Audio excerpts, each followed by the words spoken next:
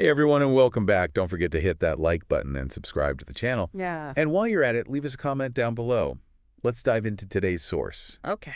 It's this article about Pete Buttigieg, All right. who got put on the hot seat on Jubilee Media's show. Oh, yeah. Surrounded. I love that show. Yeah, it's where they surround somebody with people who disagree with them. Right. 25 undecided Michigan voters the day before the election. Oh, wow.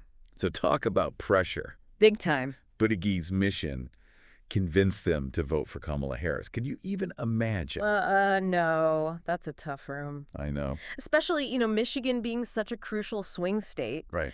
And the article does a great job of, kind of getting us into the minds of these voters who are, facing these really big questions. Right. You've got folks leaning towards Trump, some thinking about Jill Stein and the Green Party. Oh, yeah. And some folks are even considering not voting at all. It's just really fascinating. It's like a snapshot of America. It really is. So the article starts with this voter who's worried about the state of Michigan's lakes. Okay. They're skeptical of all this focus on EVs and solar panels. Yeah. Like, are we missing the bigger picture here? Right. What does Buttigieg say to that? He tackles it head on, but in kind of a surprising way. Okay. He reminds everyone that Harris will enforce the Clean Water Act. Oh, okay. Unlike, Trump. But then he goes on to say that only Harris can actually beat Trump.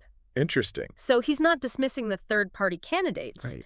but he is emphasizing the strategic reality. So it's like, hey, I hear your idealism, but we got to be practical. Yeah, exactly. That's interesting. And you see this theme throughout the article, right? He's always trying to appeal to voters' hopes. Yeah. But also address their fears about what a second Trump term might look like. Exactly. And you see this balancing act when another voter brings up crime and quality of life, and they want to know what the Biden-Harris administration has actually done, not just what they've promised. Show me the results. Exactly. Okay, so how does Buttigieg respond to that? Well, he starts off by highlighting Harris's experience as a prosecutor Right. and her tough stance on gun control. Okay. But then he makes this interesting connection between lead pipes and crime rates 15 years later. And it's really smart because it not only shows he understands the causes of crime, Right. but also it reframes these infrastructure investments in a way to actually create safer communities. Wow, that's pretty clever. Yeah, he's appealing to both their logic and their desire for, solutions. Yeah. It's like, if you really care about reducing crime, we need to think long term. Exactly. And address the root causes. Exactly. Okay. But it's not all smooth sailing, right? Right.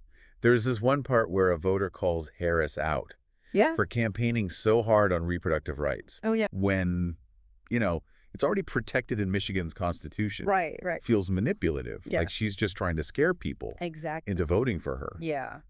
What does Buttigieg say to that? He doesn't back down at all. He says, look, state-level protections are fragile. They could be overturned. Right. We've got a conservative Supreme Court. Yeah.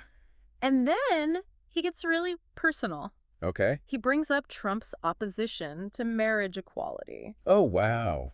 And of course, this is something that directly affects Buttigieg and his husband. Of course, yeah. And so he's showing how these issues have real-world consequences. Right. He's putting a human face on it. It's not just theoretical. Exactly. Okay, so we've got this mix of hope, fear, logic, emotion, personal stories, policy details. Yeah, he's pulling out all the stops. Is it enough to sway these voters? Did it work? Well, the results might surprise you. Okay. By the end of this hour-long conversation, Yeah.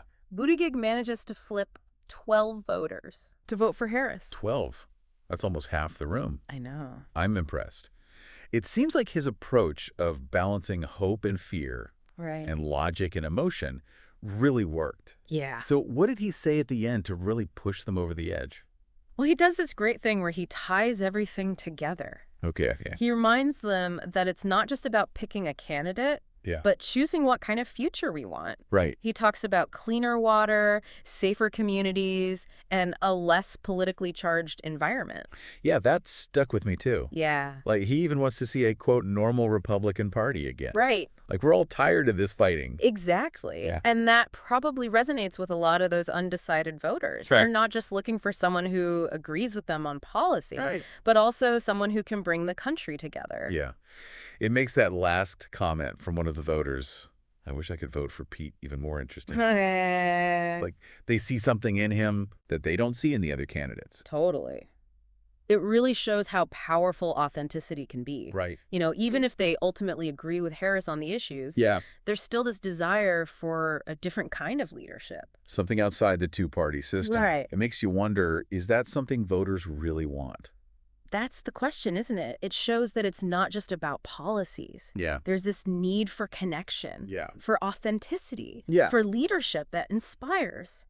So what makes Buttigieg so persuasive? Wow.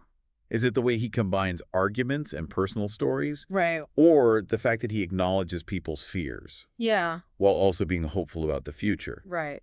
Or is it just like he has this certain charisma? It's probably all of those things. Yeah. But it's clearly working. Right. And it makes you think about how we do politics these days. Especially in this hyper-partisan world. Exactly. So what are the big takeaways from this deep dive?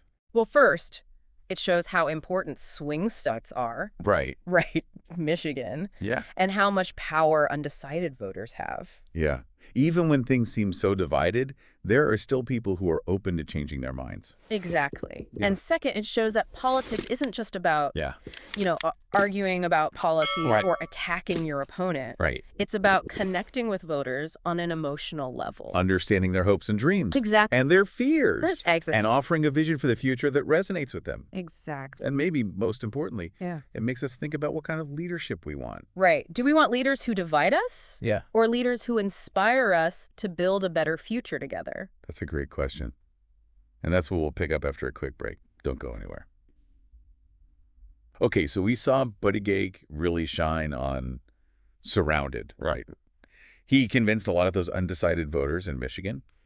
But it's not just about one guy or one election. Right. Right.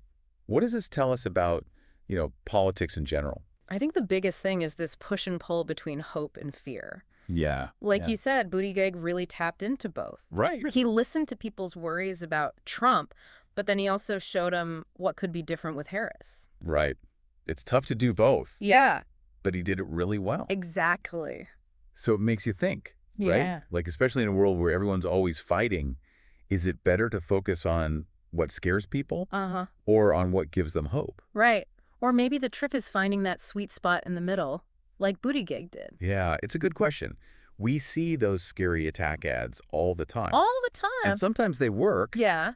But is that really what we want? Right. It makes you wonder if those negative campaigns actually make people less likely to vote. Or if they make people, tune out completely. Exactly. So it's important to think about what kind of messages actually speak to you. What makes you want to get involved? Exactly. Because at the end of the day, it's the voters who have the power. It all comes back to us.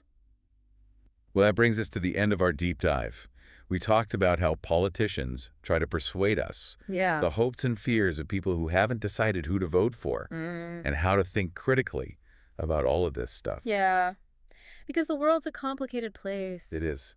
Hopefully this gave you some things to consider before you vote. Yeah, make sure your voice is heard. Absolutely. And beyond the election, don't stop being curious. Right. Stay engaged. Keep asking questions. Exactly.